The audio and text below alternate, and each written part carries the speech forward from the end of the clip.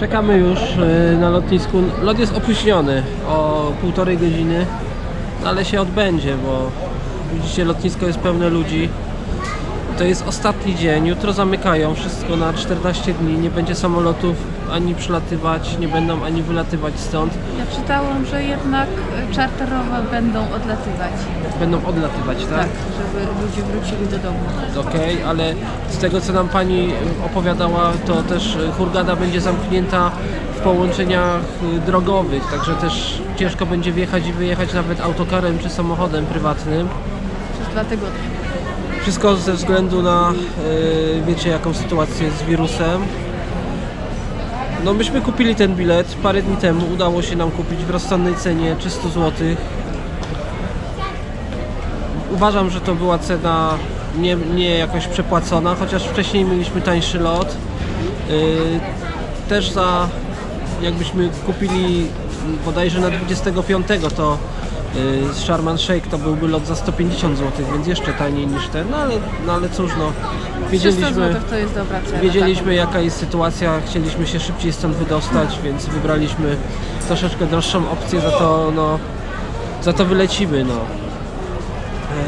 No i tyle, słuchajcie, no jeszcze raz powtórzę, filmik, który nagraliśmy przedwczoraj o akcji pomocowej, jeśli komentujecie pozytywnie, negatywnie, ok. Jeśli macie do nas jakieś zarzuty, spróbujcie jeszcze raz zobaczyć ten film i dokładnie posłuchajcie, co my tam mówimy. Bo nie wszystkie komentarze, które piszecie, dotyczą się tego, co my tam powiedzieliśmy. Także naprawdę, my nie zarzucamy tego, że rząd nie pomaga albo coś, tylko że po prostu stworzyli problem, bo zakazali wszystkie loty, a teraz niby proponują rozwiązanie, które nazywają pomocą. Tak, które jest dużo droższe. No. Tak, a Tutaj jakby po prostu te normalne loty latały, okej, niektóre pewnie byłyby anulowane, niektórzy musieliby przebukować swój lot, ale nie byłoby takiego problemu. Tutaj też przylecą teraz puste samoloty, żeby zabrać stąd ludzi. Ale dalej jest możliwość kupienia tanich biletów, nie bardzo drogich, także widzicie różnicę. Akcja medialna poszła, na taką akcję medialną też poszła kasa, telewizja, trzeba było za to zapłacić, a wystarczyło nie wstrzymywać normalnych samolotów, gdzie ludzie mieli wykupione bilety. I tyle. Wystarczyło właśnie to, co zrobili, że nie wpuszczają obcokrajowców z pewnymi wyjątkami, bo wtedy też ludzie nie wjeżdżali do Polski. Także zrozumcie naszą sytuację, posłuchajcie jeszcze raz, co mówiliśmy w tamtym filmie. Jeśli się komuś to podoba, to ok, jeśli się komuś to nie podoba, to przepraszamy. Takie jest nasze zdanie, taka jest nasza sytuacja, w której zostaliśmy postawieni, dlatego o tym powiedzieliśmy w ten sposób.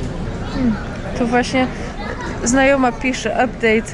Już nas sprawdziła policja, czy jesteśmy w domu. Byli bardzo mili i zapytali, czy czegoś nie potrzebujemy. 15 sekund. Dobrze, lecimy, słuchajcie, do Berlina. Samolot wystartował, więc myślę, że wyląduje. No, tylko najwyżej nas nie wypuszczą z lotniska, czy Nie coś no, takiego.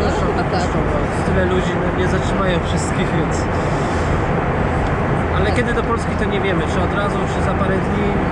Teraz są straszne kolejki, czeka się po kilka dni, żeby wjechać do Polski, to raczej bez sensu to tracić. Przynajmniej samochodem, nie wiem jak na przejściach pieszych, czy to idzie szybciej, ale samochody stoją po 25-30 km w korkach. To minimum dobę trwa wjazd, jeśli nie dłużej. Są zalecenia, żeby tankować samochód do pełna, wziąć wodę, jedzenie i tak dalej, no raczej wolelibyśmy to uniknąć. Tak, ale jakbyśmy pojechali i potem pieszo, to trzeba sprawdzić, jaka tam jest sytuacja. Zobaczymy. Wylądowaliśmy w Berlinie, przypakujemy bagaż. Większość ludzi już poszła i zobaczymy, co dalej będzie, jakie kontrole, czy możemy po prostu jechać. Powiem wam w tajemnicy, że była taka para dziadków z Polski. Powiedzieli nam, że w samolocie jedna osoba chora leciała, że to było w wielkiej tajemnicy. No, także nieciekawie, Ale żebyśmy poszli do lekarza. Tak. Dlatego nam powiedzieli. że nieciekawie. No. Powiedzieli nam, jak już wysiedliśmy. Nie wiedzieliśmy nic o tym, jak lataliśmy. No i słuchajcie, powiem wam, że to wygląda w ten sposób, że na tym lotnisku wychodzi się normalnie, nie ma żadnych dodatkowych kontroli, nikt niczego nie sprawdza, żadna kontrola lekarska, nikt ci termometrem czoła nie mierzy, po prostu bierzesz bagaż, wychodzisz na zielone strzałki, Sprawdzają paszport i tyle. Więc nie wiem o co to całe halo. Kraj funkcjonuje normalnie, metro jeździ, autobusy jeżdżą, wiadomo, jakieś środki ostrożności są zachowane dodatkowe, ale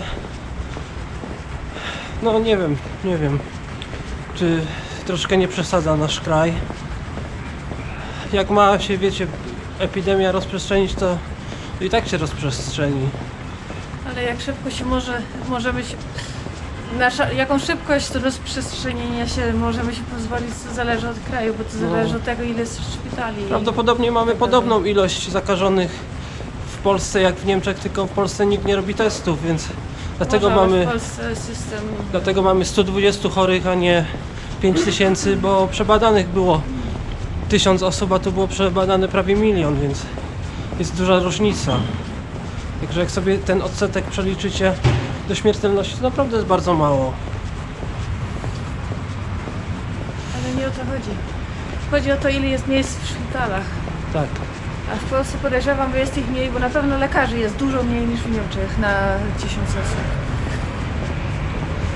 Idziemy na metro. Tak.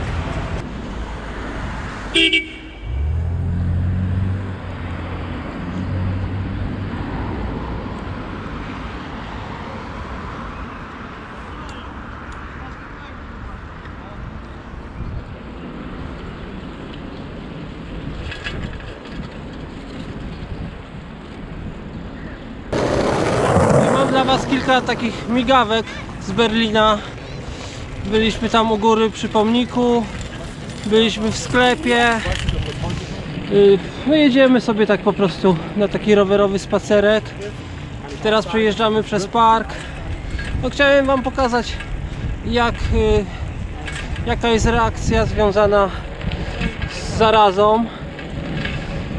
Nie wszyscy są w domu, dużo ludzi wychodzi, spaceruje, uprawia jakieś sporty.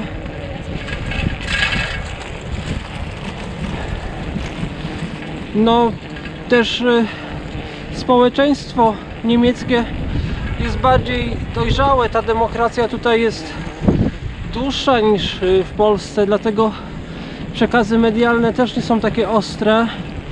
Nie ma, tak jak rozmawialiśmy tutaj z znajomymi, którzy mieszkają, nie ma takiej propagandy medialnej, a Berlin też jest bardzo otwartym miastem, dlatego no tak jak widzicie, ludzie są tutaj na ulicach.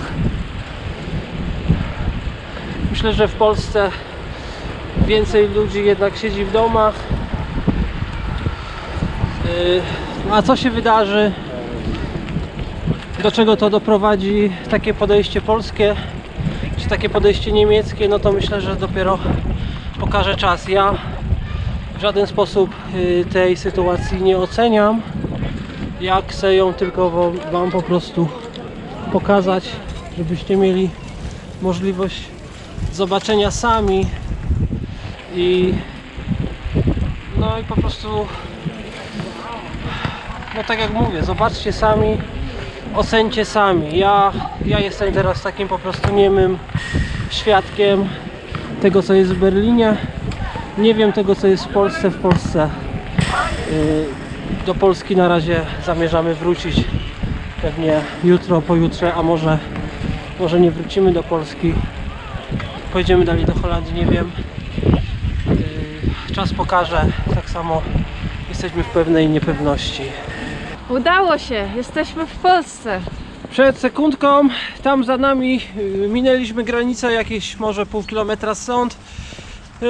No i co? Było bardzo proste. Najpierw poszedł pan w kombinezonie i zmierzył temperaturę, ponieważ jest tu zimno, to na pewno nawet jakbyśmy mieli gorączkę, to by tego nie zmierzył. A potem pani zapisała adres, gdzie odbędziemy kwarantannę, sprawdziła paszport, zapytała jeszcze kogoś, czy z holenderskim paszport i z całym meldunkiem może mnie wpuścić. Powiedzieli, że tak. Także nie było żadnych problemów, żadnych zgrzytów. Zapytaliśmy grzecznie, czy możemy się teraz udać na najbliższą stację. A ona Dworzec. odpowiedziała, a jak inaczej? Czy możemy jechać po komunikacją? Tak. Tak, Jak inaczej? no po prostu musimy teraz, to jest najważniejsze, musimy się jak najszybciej zgłosić w miejscu, gdzie będziemy odbywać kwarantannę, no i siedzieć tam minimum 2 tygodnie, jeśli nie dłużej. O tym już podobno decyduje lekarz, ile będzie trwała kwarantanna, ale nie mniej niż 14 dni. Tak. No, my wczoraj wieczór jeszcze sprawdzaliśmy sporo różnych wariantów na podróż do Krakowa, dlatego też ruszyliśmy w sumie bardzo wcześnie, koło godziny 4:30 chyba wychodziliśmy. Pierwsze metro mieliśmy 4:45 czy 5, coś takiego, także jesteśmy już troszkę na nogach. Mam nadzieję, że będzie za chwilę litr czynny, albo już jest, to sobie kupimy jakieś buły i coś na drogę, bo Nic nie mamy powiem ze wam, sobą. że stąd do Krakowa to jest, kurczę, kawał drogi, prawie że cała Polska. No, ale na każdy pociąg, jakbyśmy nie zdążyli, to jeszcze jest inny. Alternatywa, tak. Tak, więc powinniśmy normalnie dojechać dzisiaj. Słuchajcie, najważniejsze, że czujemy się dobrze i no, nie mamy żadnych syndromów, jakichś objawów, żeby coś nam mogło być. Wiadomo, że to się rozwija, jeśli byśmy załapali na przykład w samolocie, no to pewnie dopiero za parę dni coś by wyszło, Albo nic by nie wyszło. ale jest nie najgorzej, no, więc mam nadzieję, że nic tutaj wam teraz do Polski nie przywozimy, poza naszymi wspomnieniami, o których będziemy wam opowiadać już za niedługo. No, No, dobra, trzymajcie się. Korzystamy z chwili ciszy, bo w pociągu strasznie dudniło, było bardzo głośno. Jesteśmy już we Wrocławiu. Ogarnęliśmy dużo rzeczy, między innymi to, co jest nam potrzebne.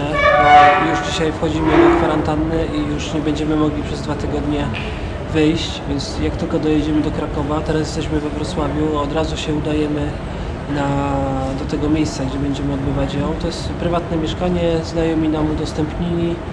No i co udało się zrobić, to mamy przygotowanego mojego laptopa, tam jest skompletowana ładowarka, kabel i tak dalej, więc to jest dobre, bo będę mógł montować filmy. Co jeszcze? Klucz do tego mieszkania. To jest najważniejsza rzecz. Tak samo jakieś tam mama zrobiła dla nas na dzisiaj, na jutro ewentualnie zakupy, jedzenie, coś do zjedzenia. Zgłosiliśmy się do MOPS-u, żeby nam już też dostarczali posiłki. Pani powiedziała, że nie wiadomo, czy to będzie od jutra, ale w poniedziałek no to już na mur beton, więc też ok. Też jest opcja, że jakieś środki dezynfekujące, jakieś takie środki, no jeśli by była potrzeba, jakieś leki, no to też będą dostarczać. No i tyle. I jeszcze ma zaraz do nas tutaj tak wpaść koleżanka, z którą się zobaczymy, ale będziemy zachowywać 5 metrów dystansu na wszelki wypadek. No i tyle. To taki szybki przekaz dla was. Trzymajcie się.